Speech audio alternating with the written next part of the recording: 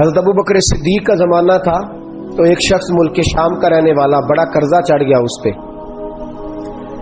تو وہ حضرت ابو بکر صدیق کے پاس آیا، کہنے لگا آپ امیر بھی ہیں اور امیر بھی ہیں، دونوں باتیں، ایک امیر یہ ہے کہ مسلمانوں کے سربراہ ہیں، اور دوسرا اللہ نے آپ کو مال و دولت بھی عطا فرمایا ہے، تو میرے اوپر قرضہ چڑھ گیا تو مہربانی فرمائے۔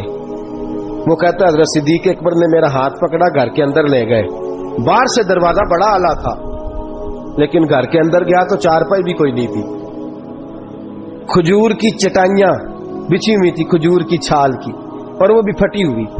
فرماتے سیدنا صدیق اکبر نے بٹھا لیا مجھے اور مجھے کہنے لگے یار تجھے ایک عجیب بات نہ بتاؤں؟ تو بتائیے۔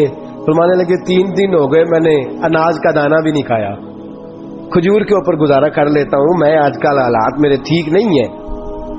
لگا جی پھر میں کیا کروں؟ تو آپ فرمانے لگے تو عثمان غنی کے پاس جا۔ کس کے پاس؟ شخص کہنے لگا جی مجھے تو بہت سارے پیسے چاہیے۔ تو آپ نے فرمایا تیری سوچ وہاں ختم ہوتی ہے جہاں سے عثمان کی سخاوت شروع ہوتی ہے، تیری سوچ وہاں تو جو سوچتا ہے نا اتنے ملیں گے، تیری ختم ہوتی ہے سوچ جہاں سے عثمان کی سخاوت شروع ہوتی ہے، تو جا۔ کہنے لگا جی آپ کا نام لوں؟ فرمایا ضرورت ہی نہیں پڑے گی، جی میں ذکر کروں گا کہ مجھے امیر المومنین نے بھیجا ہے۔ فرمایا ضرورت ہے، صرف اتنا تو جا کے بتانا کہ میں مقروض ہوں اور رسول اللہ کا نوکر ہوں صلی اللہ علیہ، اتنا بتانا کہ مسلمان ہوں، مصطفیٰ کا غلام، بس، اور کسی اضافے کی ضرورت ہے؟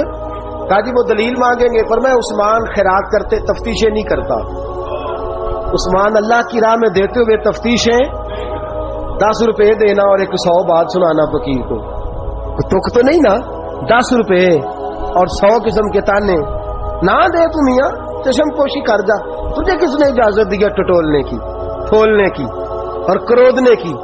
یہ حال اگر تیرے ساتھ کیا جائے، رب اگر تجھے ٹٹول کے دے تو تیرا کیا بنے؟ رب کریم اگر تجھے ٹٹول کے دے کہ پہلے بتا نمازیں کتنی پڑھی ہیں، سویرے اٹھتا ہے کہ نہیں، تو تیرا کیا حال ہوگا؟ تو ٹٹولتا پھرتا ہے 10 روپے دینے کے لیے۔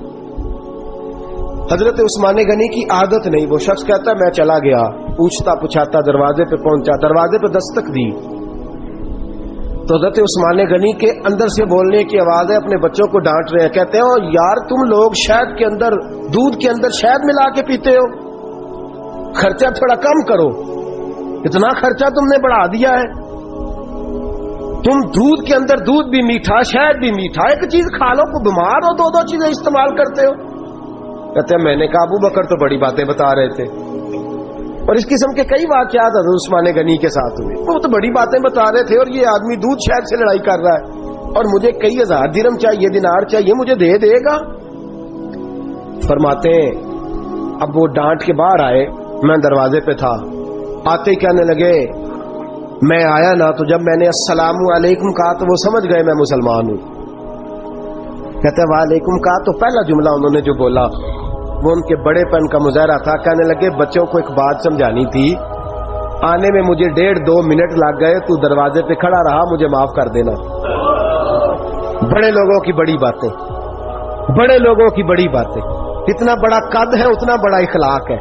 کہنے لگے تجھے ایک بات بچوں سے کرنے لگ گیا تھا، تجھے انتظار کرنا پڑا، ذرا درگزر کرنا۔ کہتے ہیں پھر انہوں نے دروازہ کھولا، جو اس وقت ان کا ماحول تھا، حویلی کا، ڈرائنگ روم کا، جو بھی، مجھے بٹھایا۔ کہتے ہیں میرے لیے جو پہلی چیز آئی وہ دودھ کے اندر شہد ڈال کے وہ لائے۔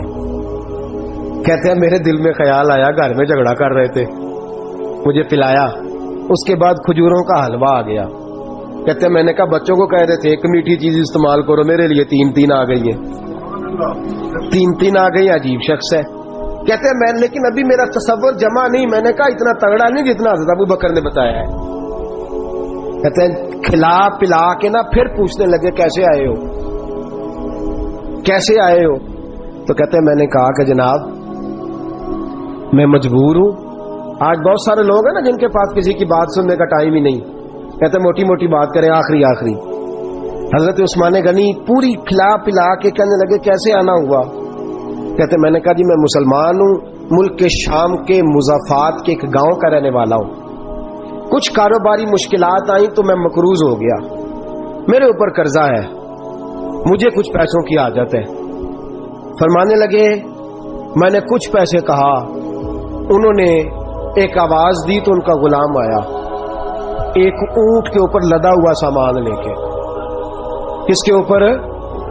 اونٹ کے اوپر۔ کہتا ہے مجھے 3000 اشرفیوں کی ضرورت تھی، میں نے بتایا نہیں 3000 چاہیے۔ اونٹ آیا تو حضرت عثمان غنی کہنے لگے اس اونٹ پر تیرے لیے، تیرے گھر والوں کے لیے میں نے کپڑے بھی رکھوا دیے، کھانا بھی رکھوا دیا اور 6000 اشرفیاں بھی رکھوا دیے، تو پیدل آیا ہے تو اب اونٹ لے کے جا۔ کہتے میں نے کہا حضور اونٹ واپس کون کرنے آئے گا؟ کہنے لگے واپس کرنے کے لیے دیا ہی نہیں تو تحفہ ہے، تو لے جا۔